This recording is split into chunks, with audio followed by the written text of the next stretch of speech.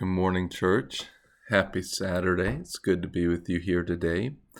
I was thinking as Saturday, it's a rest day, and I was thinking back when we kicked off this whole thing at the start of the year that we were thinking about rest and making sure we're taking times of rest.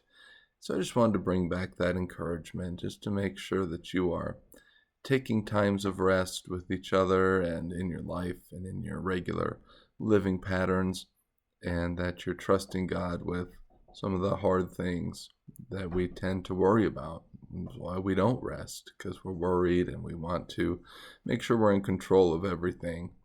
So this Saturday, and whatever day you pick as your rest day, make sure that you are keeping that in your regular pattern.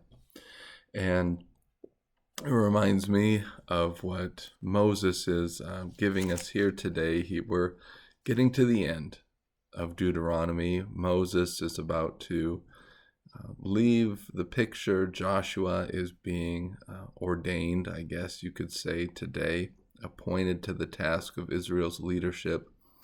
And I want to look at some of Moses' last words here in chapter 30. He says, "This command I give you today is certainly not too difficult or beyond your reach. It is not in heaven, so that you have to ask, who will go up to heaven to get it for us and proclaim it to us so that we may follow it. It is not across the sea, so that you have to ask, who will get it for us and proclaim it to us so that we may follow it. But the message is very near you, in your mouth and in your heart, so that you may follow it. See, I have set before you life and prosperity, death and adversity. I am commanding you today to follow the Lord your God." And he says to them today to choose life. And that's really the command that I want to focus on, is choose life. And that's still our choice here today. Nothing has changed, just the mode has changed. It's not the law we're pursuing, the law of Moses, but the law of Christ, which we remember is love. And we turn ourselves over to Jesus and we pursue the things that he directs us to. And it can be hard. That's why I love multiple times here, and we'll see it again at the beginning of the book of Joshua, that Joshua is commanded, verse 6, chapter 31, "Be strong and courageous. Don't be terrified or afraid." And that's our commandment here today. Be strong, be courageous, because the work can be hard. It can be scary. It can be frightening to submit ourselves completely over to God.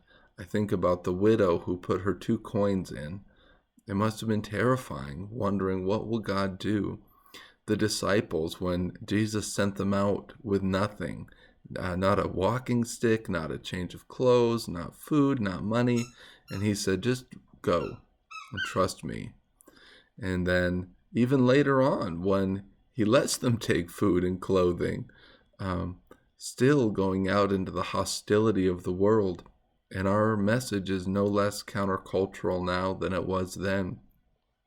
In fact, we read in 1 Corinthians chapter 1 today, Paul says it's foolishness to the world, but God loves what is foolish to put to shame the wise. Well, I guess we get to be identified with the foolish, and that's good. So that's the encouragement today, church. Consider what is before you. Choose life. Be strong. Be courageous. Don't stress if you don't think you're wise enough or good enough. God will make you wise enough through the power of his Spirit, just like he did Stephen in the book of Acts, chapter 6 and 7. Stephen is given God-given wisdom to stand up to the religious leaders, and God will give you what you need to succeed in your mission if you will simply trust, be strong, and be courageous. I love you, church, and I look forward to talking to you soon again.